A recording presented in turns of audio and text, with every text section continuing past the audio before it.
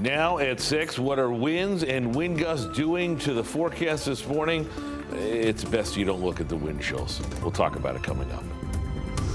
Dozens of cars were broken into over the weekend in New Haven, and it has people living in several neighborhoods greatly concerned about this growing trend. Now, police are stepping up to take action and ensure people's belongings are safe. Nearly 2 years after a 17-year-old boy was a victim of a hit-and-run incident, the man who police say is responsible is sentenced. I'm Jamel Johnson, and coming up on Fox 61, we have all the details from Waterbury Superior Court. All local, all morning. This is Fox 61, Connecticut's news station. Well, good morning, everybody. Thank you for joining us on Fox 61 and Fox 61 Plus. I'm Tim Lammers. And I'm Symphony Privet. We hope you're having a great start to your Wednesday so far. Let's check in with meteorologist Matt Scott, starting off with some cold temps once again. And we do have a reminder for you this morning. You can call 211 if you or maybe someone else you know is in need of a shelter or warming center. And the United Way is going to help folks get out there with some transportation, some free transportation. Yep. You not only get shelter, you get a ride there if you have to do it. Let me tell you something, 2 and 1, that's the only combination of those numbers that I like today, because the 2s and the 1s I show you are individual and they're really cold. So you kind of get what I'm saying here. Let me show you, let me back up here. I want you to see what you need to know before you go. Still cold, still windy. Your real feel between 0 and 15 at best today. And we're still talking about a weekend storm, and we're still talking about it potentially being a mist. More on that coming up. Satellite radar pictures mostly quiet, clearing skies overnight, allowed the temperatures to drop still have that northwesterly wind, still have a little lake effect off towards Syracuse down to Binghamton, not really a factor for us. Here's the tail of the tape. 24 in Hartford, 27 in New Haven. That's not bad. The winds, however, sustained 10 to 25, wind gusts going up to 30, 32, 33 miles an hour in Torrington. Put it all together, it feels like 4 in Torrington, 6 in Waterbury, 9 in Groton. So the numbers are obviously down considerably. I mentioned 0 to 15 for the wind chill. That may be optimistic. Some of the guidance says we don't get out of single-digit territory, so be ready for that. Bus forecast, clear skies now, still windy later on, still struggling to get those temperatures above freezing. We barely tickled it at the shoreline yesterday afternoon. It was not nearly enough to give us any hope that there was going to be a nice little warm stretch coming. What is coming down the line? We'll talk about that weekend special. That's coming up in a few minutes. Right now, let's see every car, every truck, every bun warmer, every heater blasting. Rachel Piscatelli with the update. Good morning. All right. Good morning, Matt. 6:03 right now. And overall looking good. We do have light volume out on the roadways at this time, so no major delays to tell you about and no incidents either. Areas of road work over in Fairfield County this morning. Otherwise, over in Fairfield, that looks good. Waterbury 84 east and westbound, Hartford and New Haven are all running smoothly at this hour. So your drive times to the state lines, New Haven to New York is under an hour. Waterbury to New York is about 56 minutes. Tim and Symphony, good morning. Good morning, Rachel. Thank you. Warming shelters are open across the state because of that really low wind chill, but the wind is causing some additional issues. Yes, several towns actually reported some downed trees and power lines yesterday. All right, let's get out to Fox 61's Angelo Bavaro. He's live outside Bristol Public Library with everything weather-related you need to know. Angelo. Hey, good morning, guys. Yeah, so I can confirm it is not fun standing out here for even a short period of time, like 5 minutes. That is where these warming centers come into play that are open because the state has activated that severe cold weather protocol. One of those, as you mentioned, right here behind me, this is the public library in Bristol. Other locations include the Agape House and also Brian's Angels. Now, that severe cold weather protocol, that will stay in effect until tomorrow. And at the same time, many health experts are warning about the dangers of this super cold weather, including hypothermia. We start off with some shivering that can become pretty intense. The individual may also start to get confused or disoriented. If the individual actually has confusion or they seem to have really intense shivering or that doesn't seem to be helping them, it's important that they get medical attention. So the cold is one thing, but on top of that severe cold, the wind chill has also been a major issue. You can feel that as you stand outside, makes things 10 times worse. Several towns and cities have been reporting down power lines and trees. We're also seeing some small pockets of outages this morning. Well, the National Weather Service reported the highest wind gusts in Connecticut yesterday were between 41 and 54 miles per hour. Now, in response, fire departments are passing along some safety reminders about what to do if you see one of those down power lines. Do not try to move it, and also do not touch any fences, guardrails, vehicles, or anything else that is in contact with that power line, because they can be energized. You want to stay at least 50 feet away, which is about the length of 2 school buses, and also report those down lines immediately. Anybody who needs a place to stay and keep warm during these brutal temperatures, you can call 211 or also visit 211ct.org to find the closest warming shelter in your town or city. We are live in Bristol this morning.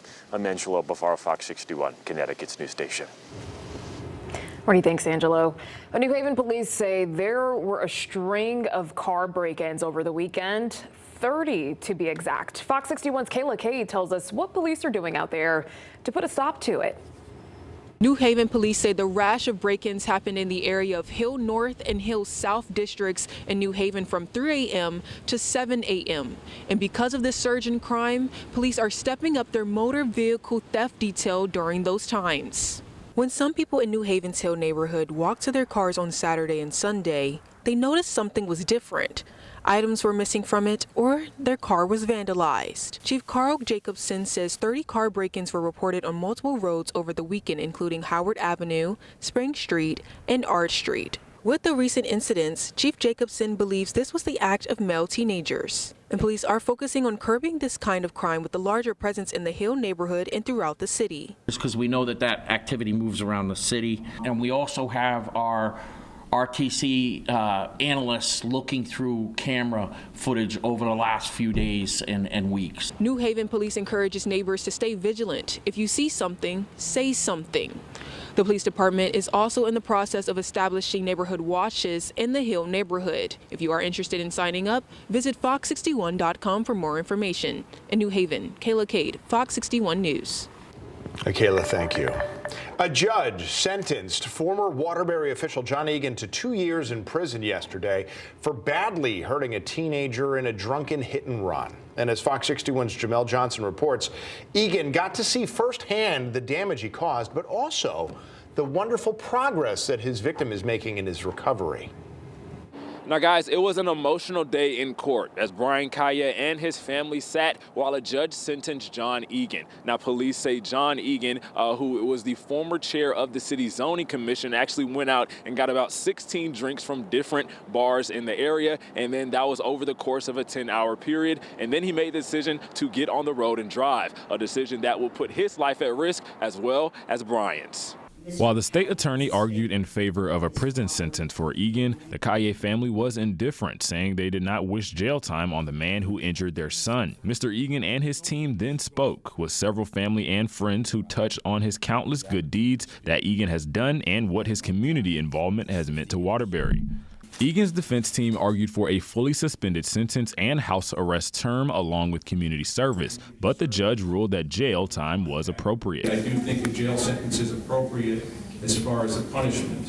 Having said all of that, it's a sentence of this court you be committed to the custody of the Commissioner of Corrections for 10 years, suspended after 2 years in jail, 5 years probation, 100 hours of community service, and no contact with the complainant or his family. He says that the moment just being here and having his child who once was believed to not make it and him being present, he's already at peace. Now, Brian himself has been making significant improvements in his recovery, and Segundo, his father, said that he hopes the next time he speaks to media, his son will be able to walk. In Waterbury, Jamel Johnson, Fox 61 News.